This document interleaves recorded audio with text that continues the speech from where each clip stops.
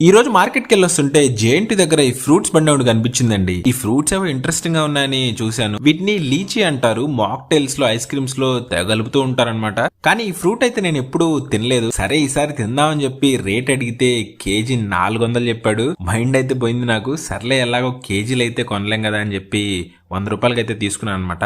కట్టలో వేస్తాడు అనుకుంటే కింద రాలిపడ్డే వేస్తున్నాడు. సర్లే అవి కూడా ఎర్రగా బాగానే ఉన్నాయని చెప్పి ఊరుకున్నాను. మొత్తం తిప్పి తిప్పి కొడితే 15 పీసులు కూడా రాలేదు.